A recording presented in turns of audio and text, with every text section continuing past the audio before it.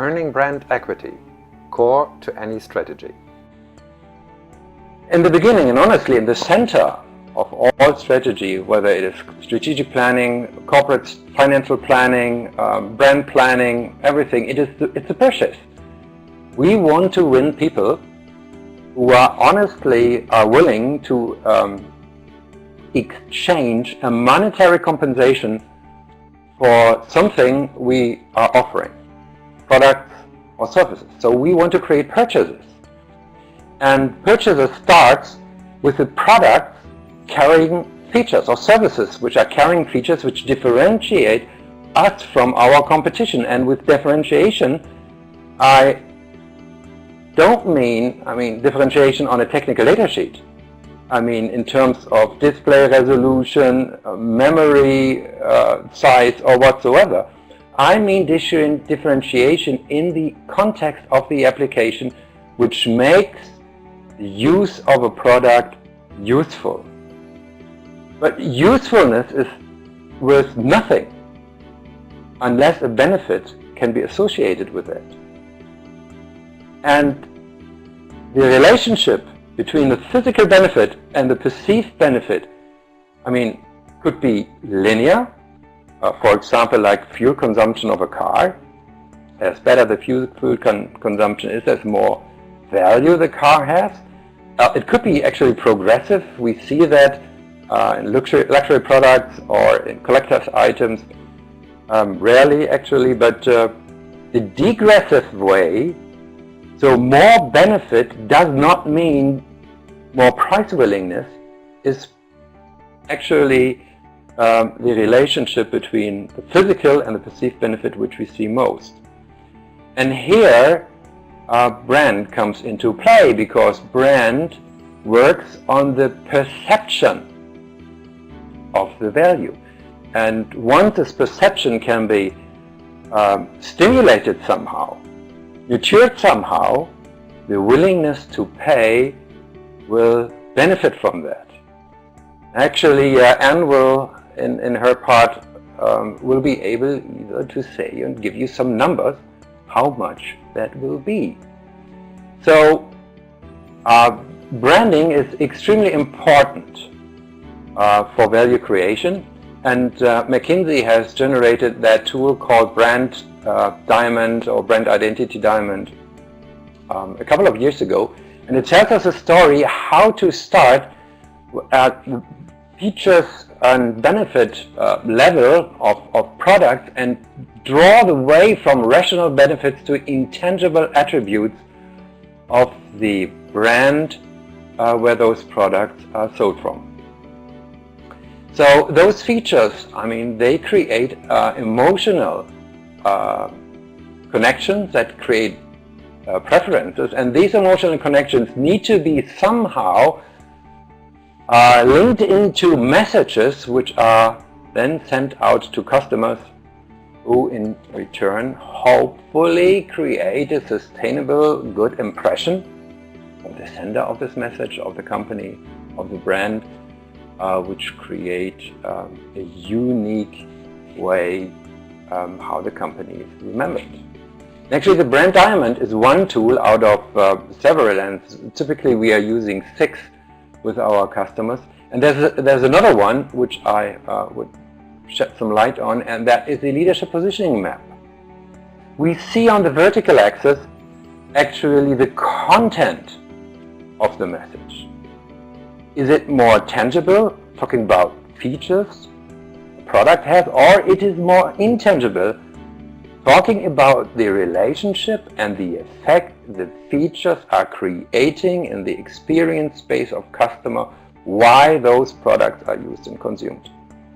The horizontal axis gives us an idea of the kind of communication. Is it more conventional, more rational, talking to the mind, or is it more emotional and visionary, talking to the heart? So mapping that out can be either with imagery, so pictures, videos, and so other competitors, and trying to use to communicate the brands, also with claims. And why are we doing that? Why are we doing that? I mean, there's a whole battlefield of brands outside there, and each brand is shouting out its message a little bit. And I mean, nearly permanently, every one of us is penetrated with brand messages and brands which are shouting to capture a little attention from us. But what makes a brand really differing from a name? A brand is born in the identity of a company. And that identity must be a very authentic and true one. Because pretender and wannabe brands, I mean, they are lacking identity, and that becomes very quickly obvious to consumers. And actually, some brand statements are sometimes really ridiculous. So, the identity, the truth, and the authenticity a brand carries is born in the identity of the company, which is relevant to its customers. And the brand is used to collect and aggregate all those positive experiences and communicates it to the customers to build rewards and to earn reputation. You see, the offering itself, I mean, the offering itself, it's not unimportant, it's still important, but it's not central. Because the offering should be subject to changes, should be adjusted and adapted to the needs of the customers, while matching the identity and supporting the identity of the company. Business models are bringing all that story to the market, and the offering actually is presented to customers for purchase, and by help of resources, new and more customers are acquired. And if the job is done very well, ideally the corporation can then extract monetary compensation from customers whenever they deem that it's worth to do. So when we look at this picture, and some of us may be a little bit familiar to Six Sigma, Design for Six Sigma, that looks like an interrelationship diagram. And when we count all the inputs and outputs, I mean, most go into identity. And that's why identity should be at the core of any marketing strategy. And when we look into offering, identity, and customers, this is alignment.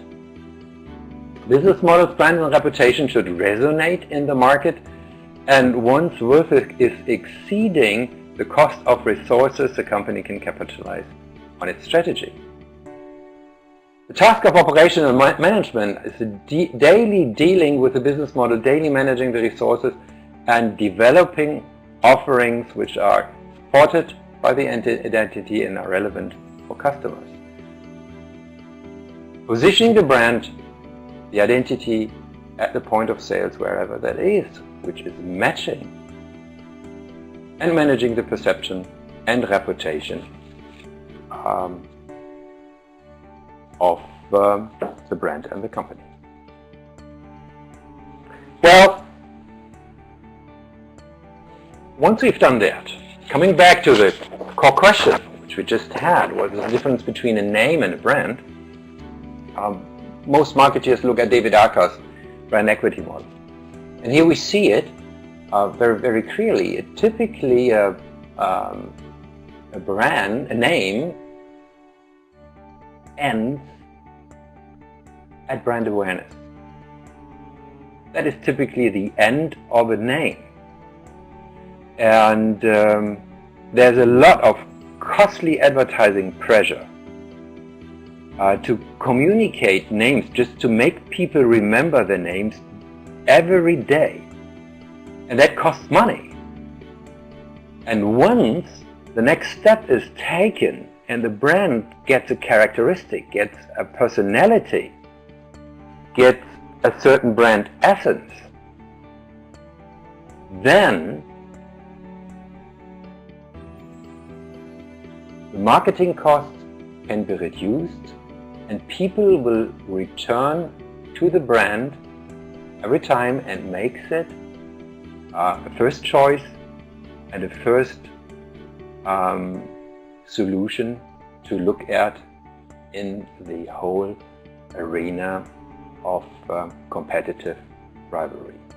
So, a name needs to be promoted every day, which is costly, but once it has created equity, in the German translation of equity is Geltungswert, then marketing costs can be significantly saved.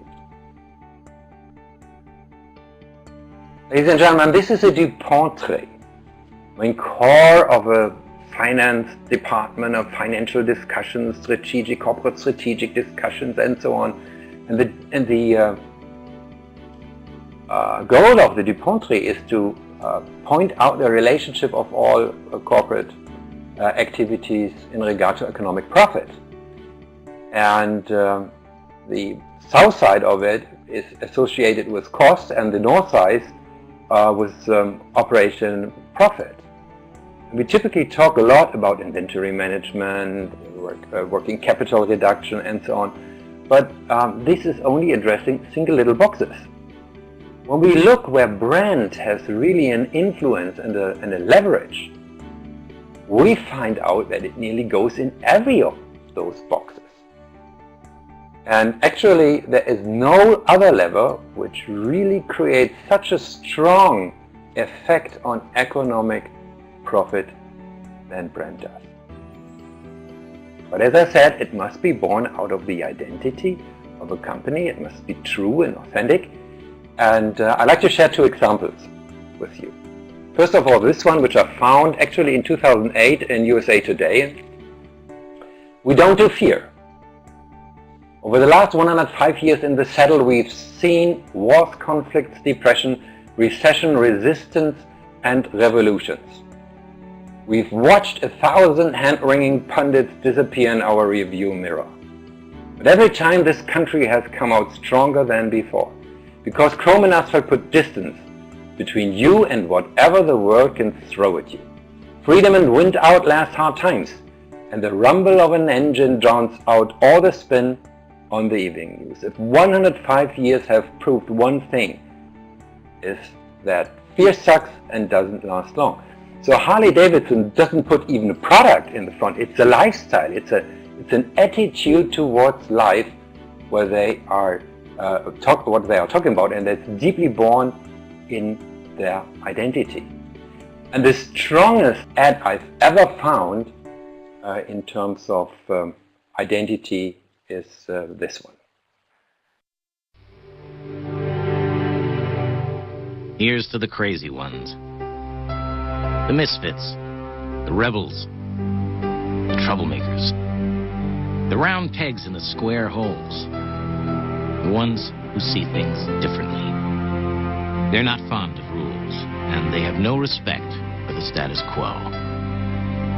You can quote them, disagree with them, glorify or vilify them, but the only thing you can't do is ignore them, because they change things.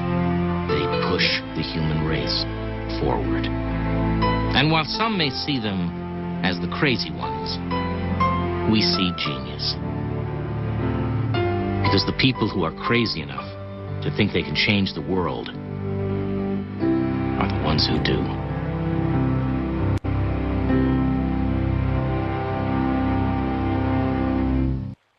So, ladies and gentlemen, Apple hasn't even put their brand or their logo in this advertisement.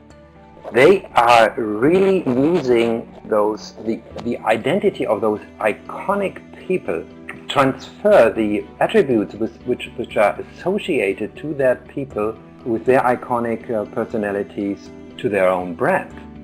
And this is pretty much the highest level of value transference and personalization of brands you can find. I mean, Anne will present in a minute the way how 3M has made that, and they also have 100 years of history on their shelf with stories where they really can derive authentic messages from. The highest stage of brand management, a brand is a personality you can trust, and this example shows it is not even one, it is a collection of iconic personalities. Bob Dylan there, we have John Lennon there, Thomas Edison, Buckminster Fuller, a great American architect, and Amelia Earhart, the first woman who flew across the Atlantic Ocean. And what is associated with them is then transferred to the brand. I mean, you can't make it better. So thank you very much for your attention. I hope this was interesting for you, and that we will meet again in one of our orange, green and water webinars. Yours, Carsten Sambraus.